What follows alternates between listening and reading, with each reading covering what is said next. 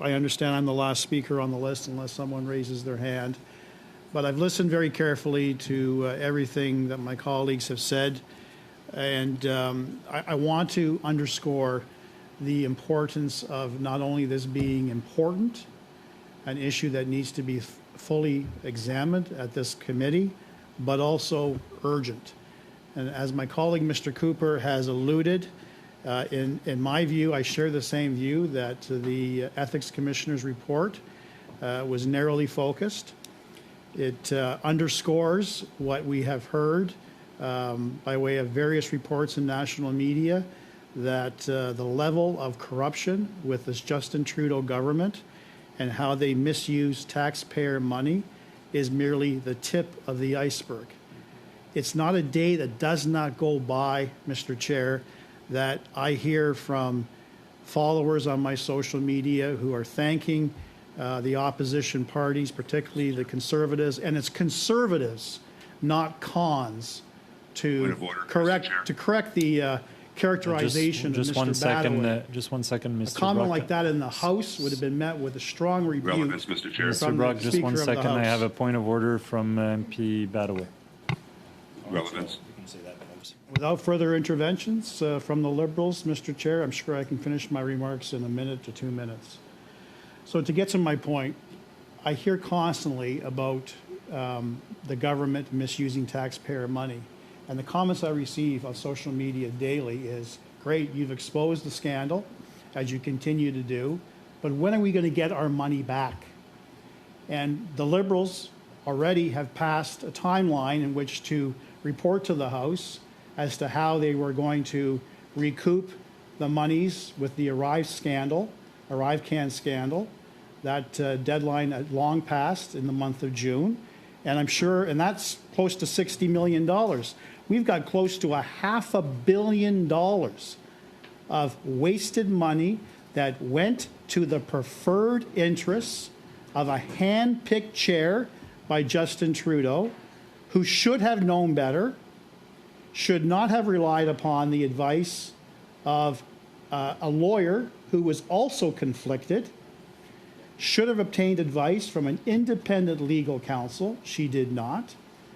Given her business acumen, she should have taken the appropriate steps. She willfully and deliberately chose to break the code of ethics as set out under that particular act, and she was found not guilty not once but twice, Mr. Chair.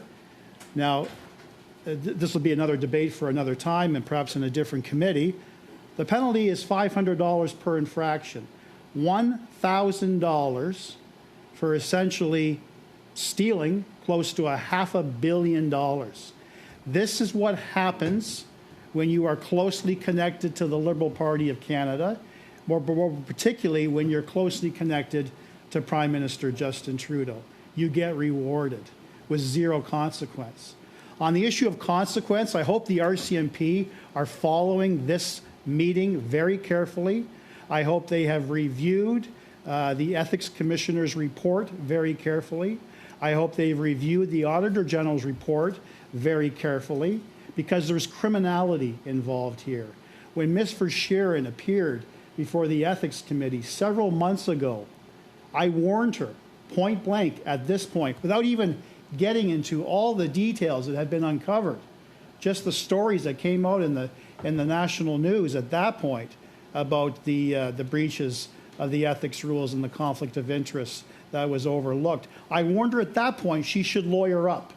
I advised her about the potential criminal charges involved in the actions that she has taken, the breach of trust, the fraud, potential forgery. All of these issues are live issues that need to be explored. But we need to find out how deep the rot really is at SDTC and what really that number is in terms of governmental waste. And that is why we will support the motion brought by my colleague, Mr. Perkins. We believe 2 meetings are appropriate of 2 hours each for those 2 witnesses, but there is a high degree of urgency here, Mr. Chair, and it cannot wait till Parliament resumes in the middle of September. The public needs to know exactly what the true value is and what steps we are going to take as a committee to ensure accountability. Because, Mr. Chair, accountability and good governance does not and should not take a vacation. Thank you, Mr. Villemur. I appreciate what you said, Mr. Brock. Thank you, Mr. Chair. To address Mr. Villemur's latest comments about the utility of a meeting when Parliament resumes, because presumably people are paying more attention, really belittles the issue that's before this committee right now, is that we've got an explosive scandal that is some 7 times the size of the ArriveCan scandal that I still get commentary on, that Canadians are still talking about, that the government is doing nothing in terms of trying to recoup the lost tens of millions of dollars. And now we've got a scandal that is, according to the deputy minister for industry, is akin to the sponsorship scandal, close to $500 million. If that doesn't cry out for some degree of urgency, I don't know what does. It certainly, in my view, attracts the attention of Canadians. Yes, most Canadians are on holidays right now, but Canadians could be on holidays through the entire year. This scandal strikes at the core of good governance. And what we have right now is a failed Liberal government that simply disregards the interests of the taxpayer time after time after time. I've lost track, Mr. Chair, as to how many active RCMP investigations are currently underway with respect to the actions of this government. So I find it appalling, quite frankly, when my NDP colleague, Mr. Massey, displays his anger and his disgust that we wanted to insist on an earlier meeting. The wording of our motion was abundantly clear. It wasn't after 4 weeks, it was within 4 weeks. We are here in Ottawa today. We are here to press upon our colleagues and to press upon the chair that this matter is of some urgency, needs to be addressed. Yes, I too would like to be back in my community. I've missed 2 very important events in my community. I'm missing events with my family right now. But the nice thing, Mr. Chair, with our role as politicians, we are politicians for the entire year.